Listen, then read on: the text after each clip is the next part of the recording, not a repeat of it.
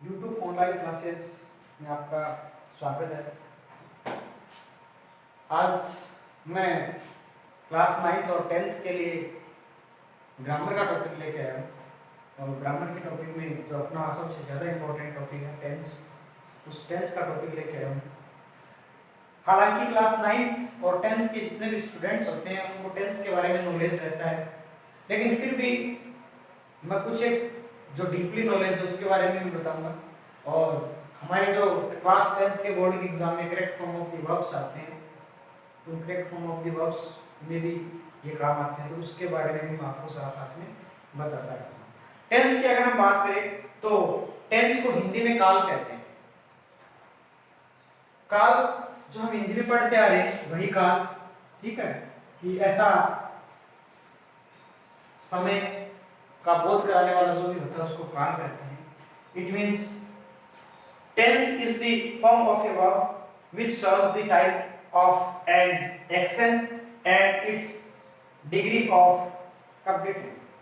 Tense वो होता है जो समय का बोध करवाता है, उसको हम टेंस कहते हैं। तो जो समय का बोध करवाता है उसको टेंस कहते हैं। और टेंस में भी हम हिंदी में पढ़ते हैं, वैसे ही इंग्लिश में है। There are 3 kinds of sentence. Sentence के 3 प्रकार होते हैं।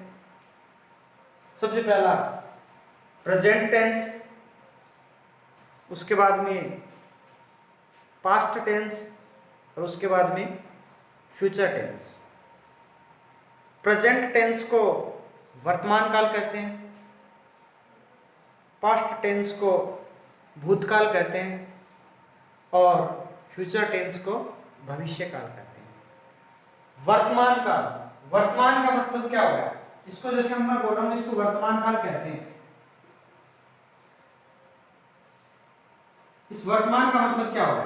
वर्तमान का मतलब हो गया कि अभी जो चल रहा है, मैं पढ़ा रहा हूं, मैं पढ़ाता हूं, पढ़ा रहा हूं मतलब अभी से पढ़ा रहा हूं, ठीक है। और जो ये भूतकाल है,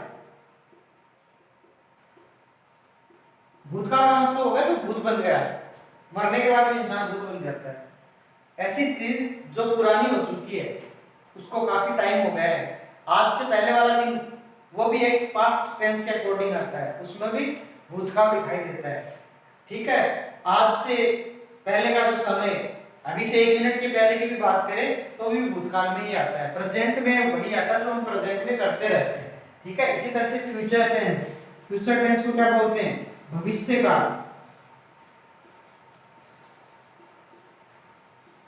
फ्यूचर टेंस को बोलते हैं भविष्य काल। और भविष्य काल का मतलब होता है कि भविष्य में मैं क्या करने वाला हूं, ठीक है।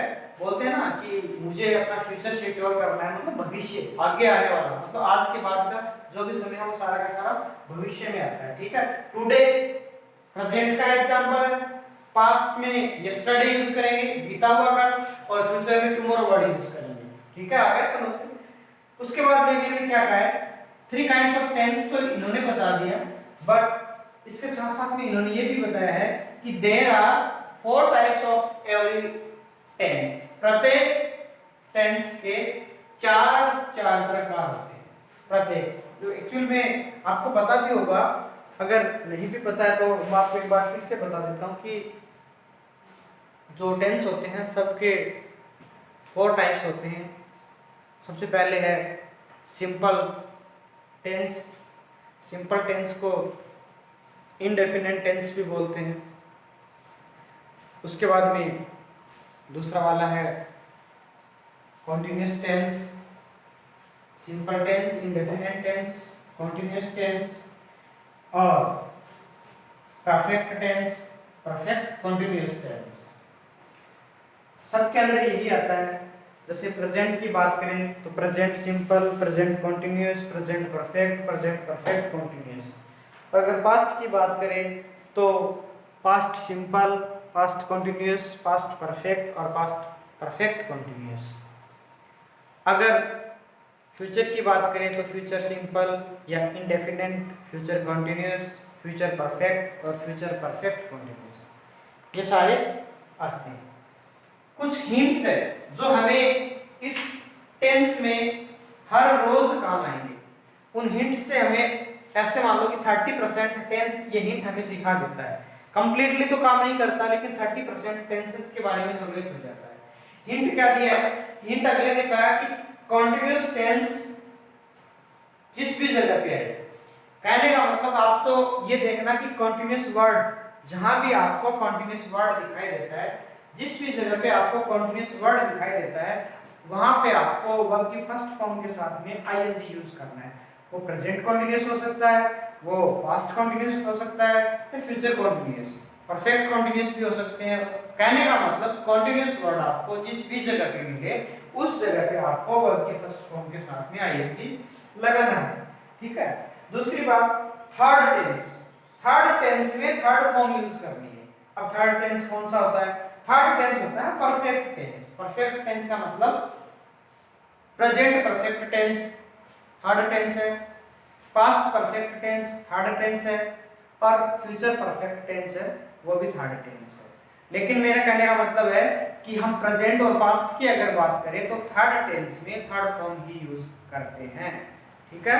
तो ये थर्ड टेंस में आपको थर्ड फॉर्म यूज करनी है। आ गया समझ में? उसके बाद में मैंने डाला है ना, ना वर्ब। मेरा कहने का मतलब है कि जब भी हम टेंस के अंदर ये नहीं पहचान सकते कि इसके अंदर वर्ब कौन सी है, तो आपको उसमें जो राइट कर रखी स्पेलिंग्स, उन स्पेलिंग्स पे आपको ये रखना है कि इन स्पेलिंग्स में कौन से का अर्थ जब हम बोलते हैं, उच्चारण करते हैं, प्रोनाउंस करते हैं, तो ना किसके अंत में आता है। जिसके एंड में अगर ना आता है तो वो वर्ब होता है। ठीक है। तो वो क्या होता है? वर्ब होता है। जैसे मैं कुछ वर्ब्स राइट करता हूं, जैसे प्ले, ईट, टीच,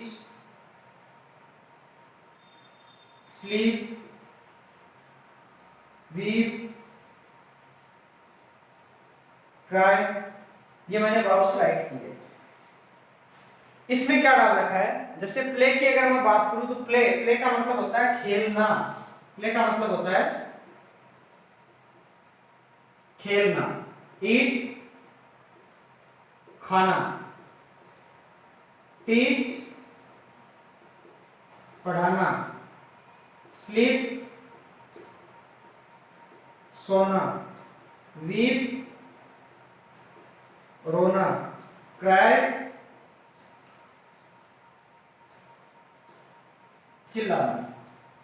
मतलब खेलना, खाना, पढ़ाना, सोना, चिल्लाना, इन सब के लास्ट में ना आ रहा है।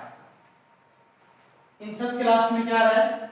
ना आ रहा है। ऐसे ही हम जब टेंस के अंदर सेंटेंस बनाते हैं तो उसमें आपको एक स्पेलिंग मिलेगी इस तरह से, और उसका अगर हम प्रोनाउंस करेंगे तो उस प्रोनाउंस में ना आएगा, और आपको पहचान लेना है कि इसके लास्ट में ना आ रहा है, इसका मतलब यही इस टेंस की वर्ब है। क्योंकि जब हम टेंस पढ़ेंगे तो हमें फर्स्ट फॉर्म, सेकंड फॉर्म और थर्ड फॉर्म की जरूरत पड़ेगी, और जब फर्स्ट फॉर्म, सेकंड फॉर्म और थर्ड फॉर्म की जरूरत पड़ेगी तो हमें वर्ब पहचाननी पड़ेगी, और उसकी आइडेंटिटी के लिए मैंने आपको बताया है कि ना वर्ड यूज करना है। और एक बात, फर्स्ट टेंस जो सिंपल का होता है उसमें हमेशा फर्स्ट फॉर्म ही आती है।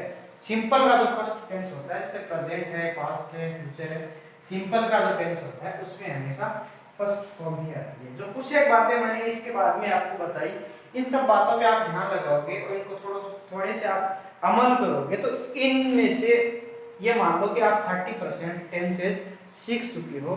टेंस के बारे में आज के लिए मैं आपको इतना ही बताना चाहता हूँ। इनकी जो स्पेलिंग्स है उनको आप लर्न कर लेना, इनके जो टाइप्स दे रखे हैं उन टाइप्स को आप लर्न कर लेना, और इसको राइट करना है आपका होमवर्क कि इतनी चीजें जो दे रखी है इनको राइट करना है। ये स्पेलिंग्स आपको लर्न करनी है, राइट करना है, लर्न करना है।